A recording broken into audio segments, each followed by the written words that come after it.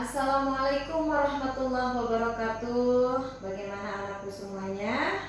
Mudah-mudahan dalam keadaan sehat walafiat ya. Insya Allah, amin. Semoga sehat semuanya, tidak ada yang sakit. Seandainya ada yang sakit, mari kita doakan semua sama-sama. Mudah-mudahan teman kita yang sakit cepat diberi kesembuhan oleh Allah. Amin ya Allah ya Rabbal alamin.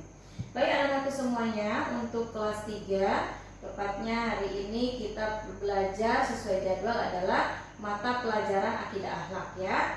Hari ini mungkin kita di pertemuan ketiga ya, bertemu di pertemuan ketiga, kita sudah masuk materi yang berbeda dengan minggu sebelumnya, yaitu tentang sifat-sifat Allah. Nah, Ibu sengaja tidak bikin PowerPoint karena anak-anakku semuanya sudah punya materi di buku atau di LKS ya. Yang punya LKS silakan sambil membuka halaman di LKS-nya, yaitu halaman 18 ya. Halaman 18 silakan sambil Ibu menjelaskan sambil anak-anak lihat materinya. Oke, baik. Kita mulai sekarang ya, yaitu sifat-sifat Allah ya. Sifat-sifat Allah anak-anakku semuanya ada 3, dibagi 3 ya. Sifat-sifat Allah itu dibagi 3, tapi Ibu menjelaskan 2 dulu ya. Yang satunya nanti di belakang. Kenapa Ibu langsung menjelaskan 2? Karena sifat wajib ini adalah nanti kebalikan dari sifat mustahil. Sifat mustahil ini adalah kebalikan dari sifat wajib ya. Jadi Ibu langsung jelaskan bersamaan. Nah, kalau yang satunya lagi ada sifat jaiz Allah, nanti kita setelah ini selesai. Oke? Yang pertama anak-anakku semuanya, sifat-sifat Allah itu dibagi 3. Yang pertama adalah sifat wajib Allah. Sifat wajib Allah itu pengertiannya bisa anak-anak lihat di buku atau di LKS ya. Sifat wajib Allah itu artinya adalah sifat yang pasti ada pada Allah. Sifat yang wajib ada pada Allah ya.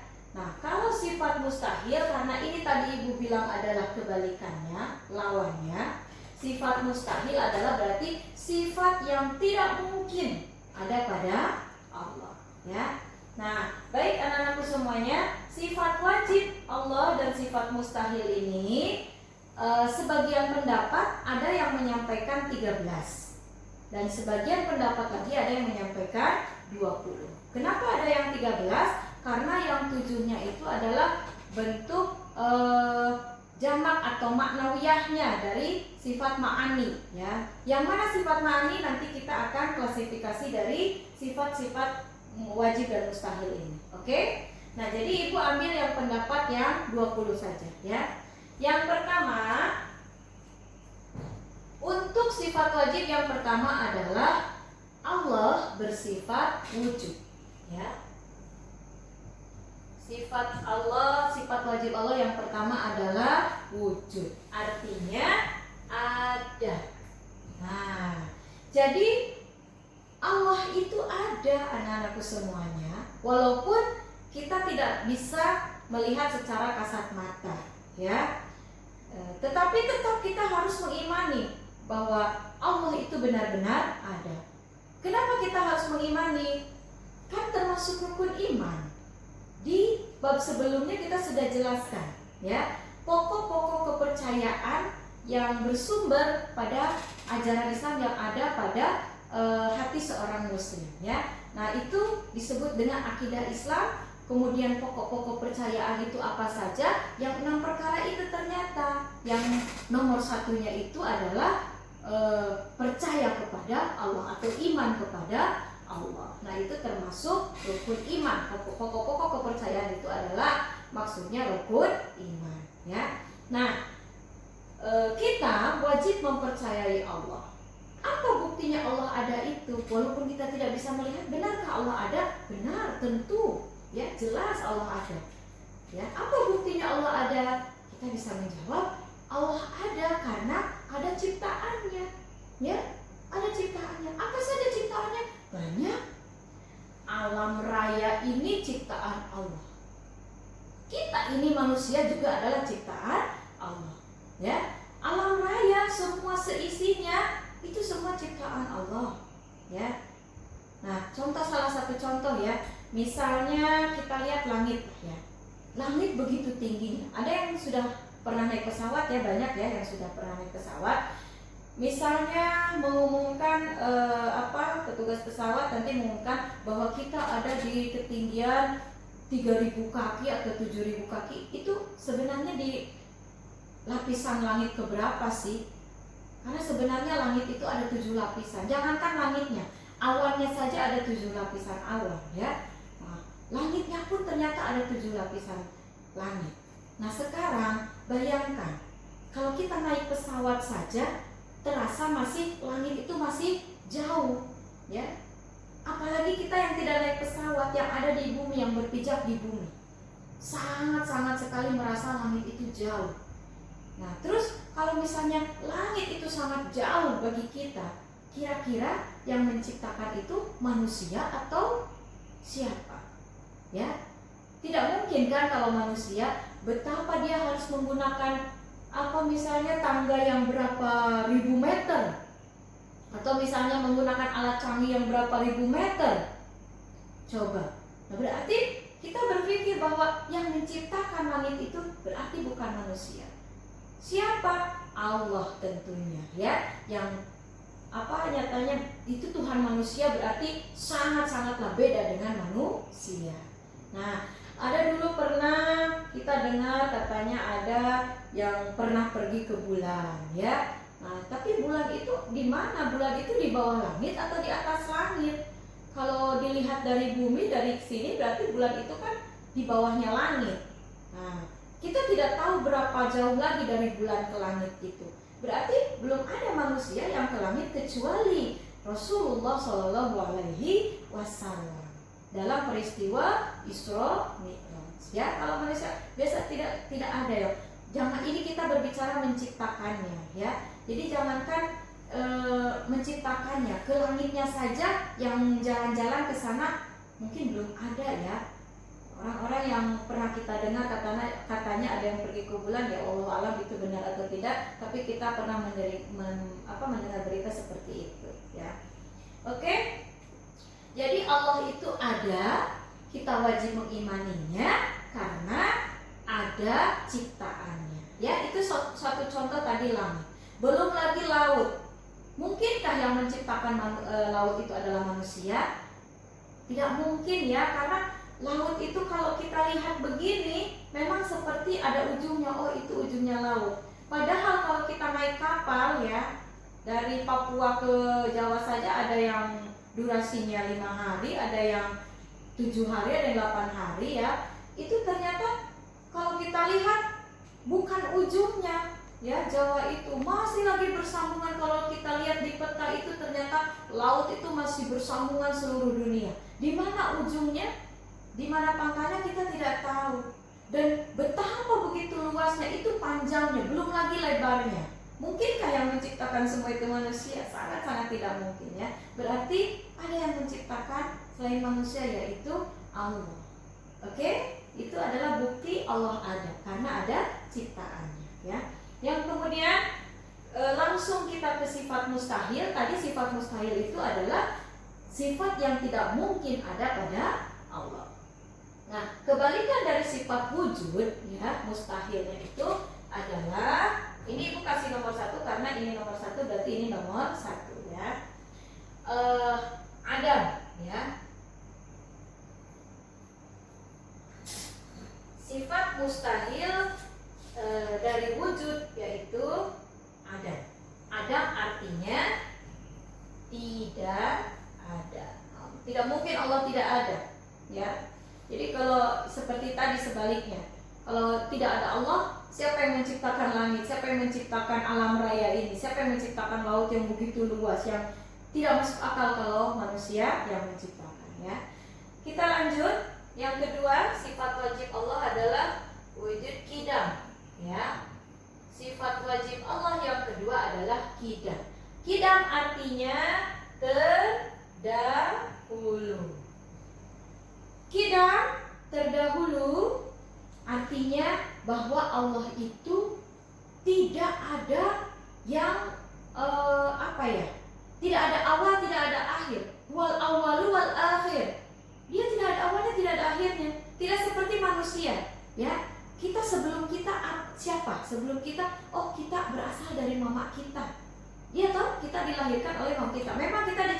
dilahirkan oleh Allah, tapi kita ada asal usulnya. Kita dilahirkan oleh mama kita. Mama kita dilahirkan oleh nenek kita, ya. Nanti kita bisa melahirkan lagi, ya toh? Kita bisa melahirkan lagi, berarti anak kita. Nah, Allah itu tidak ada permulaannya, dan Allah itu tidak ada akhirnya, ya. Jadi Allah itu kidam terdahulu. Oke. Yang kedua, sifat mustahil yang kedua artinya kudus, baru, atau artinya ada permulaan. Nah, jadi tidak mungkin Allah ada permulaan, ya. Qul huwallahu ahad, Allahus samad, lam yalid wa lam yulad. Allah itu tidak beranak dan tidak pula diperanakkan. Jadi Allah ada saja begitu, ya. Dari mana awalnya? Wallahu a'lam. Tidak usah kita pikirkan, karena ada keterangan menyampaikan tafakkaru fi khalqillah wala tafakkaru fi zatillah. Jangan pikirkan Allah tentang zatnya, tapi pikirkanlah Allah tentang ciptaannya. Jadi tidak usah kita berpikir, ya kalau memang Allah misalnya enggak ada awalnya, terus Allah bagaimana ujug-ujug ada gitu. Nah, itu kembali lagi ke keterangan tadi, tafakkaru fi khalqillah wala tafakkaru fi zatillah. Pikirkanlah Allah tentang ciptaannya, jangan pikirkanlah Allah tentang zatnya, ya. Lanjut, yang nomor 3 adalah wujud qidam baqa, ya. Allah kekal. Nah, baqa artinya kekal, sedangkan mustahil Allah itu fana. Fana bisa dilihat di buku, ya. Fana artinya rusak. Oke? Jadi Allah itu kekal, tidak seperti makhluk. Makhluk itu ciptaan Allah. Allah itu khalik, pencipta. Sedangkan makhluk adalah yang dicipta. Makhluk itu berarti manusia, hewan, tumbuhan, alam raya dan lain sebagainya. Itu makhluk Allah, ya. Nah, kalau Allah khalik, baqa, kekal, ya, tidak akan sakit, tidak akan mati, tidak akan musnah, tidak akan misalnya capek, tidak akan lapar dan lain sebagainya. Itu sifat kemanusiaan. Karena Allah itu bukan manusia, ya. Allah itu tidak akan fana, tidak akan rusak seperti makhluk, ya, tidak akan rusak seperti makhluk. Kalau makhluk itu manusia misalnya, kemudian hewan misalnya, tumbuhan misalnya, ya, ada matinya. Manusia ada sakitnya, manusia ada matinya, manusia ada capeknya, manusia ada ngantuk dan lain sebagainya, ya. Kemudian tumbuhan ada layu, ada mati dan lain sebagainya. Yang selanjutnya, anak-anakku semuanya, nomor 4, sifat wajib Allah adalah mukhalafatu lil hawadisi. Artinya berbeda Allah dengan makhluknya.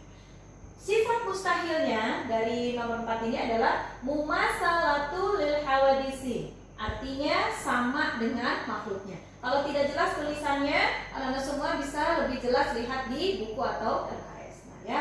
Jadi Allah itu wajib, ya, mukhalafatul lil hawadisi, pasti mukhalafatul lil hawadisi, berbeda dengan makhluknya.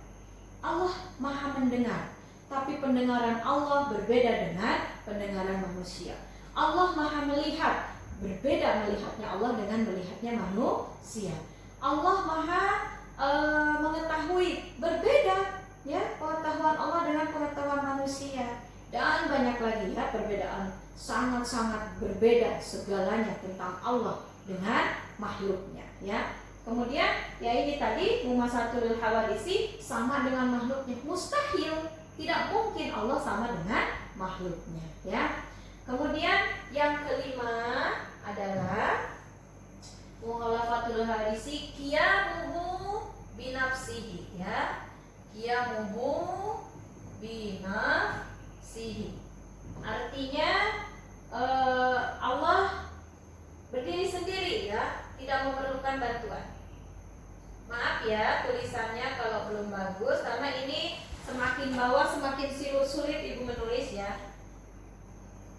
berdiri sendiri, ya. Jadi Allah tidak memerlukan bantuan. Qiyamuhu binafsihi, Allah segala-gala itu sendiri. Tidak perlu Allah meminta bantuan kepada siapapun. Adapun misalnya Allah memberi tugas kepada malaikat, mempunyai malaikat, ya Allah, malaikat Jibril tugasnya menyampaikan wahyu, malaikat Israil tugasnya mencabut nyawa, malaikat Mikail tugasnya membagikan rezeki. Itu bukan Allah meminta tolong, itu bukan Allah butuh bantuan malaikat, tidak, ya. Tapi karena sudah tugasnya mereka, Allah menciptakan makhluk yang berupa malaikat dan diberi tugas seperti itu, ya. Bukan Allah berarti tidak mampu, ya. Nah, kita juga manusia diciptakan sama Allah ada tugasnya, ya. Tidak semata-mata Allah menciptakan manusia kalau tidak ada tugasnya, tidak ada kewajibannya, ya. Jadi semua yang sudah diciptakan Allah pasti ada maksudnya, oke? Nah, kemudian ini untuk mustahil yang kelima adalah qiyamuhu binafsihi, qiyamuhu bi ghairihi, ya. Qiyamuhu bi ghairihi, artinya sebaliknya berarti memerlukan bantuan, ya. Atau ada bahasa lain ihtiyaju li ghairihi, ya. Ini ada qiyamuhu bi ghairihi, atau ada bahasa lain ihtiyaju li ghairihi. Artinya memerlukan bantuan. Ibu tidak tulis, ya, jangan sampai nomor 6 nanti nggak cukup, ya. Nah, jadi tidak mungkin Allah memerlukan bantuan yang lain. Nah, kemudian yang keenam adalah wahdaniyah. Wah, semakin susah ya menulisnya, ya.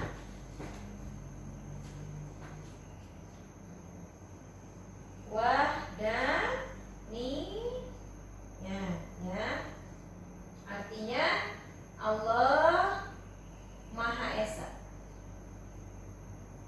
Nah, artinya Allah Maha Esa. Kemudian sebaliknya atau mustahilnya adalah ta'addud, berbilang. Lebih jelasnya tulisannya kalian melihat di buku atau LKS, ya.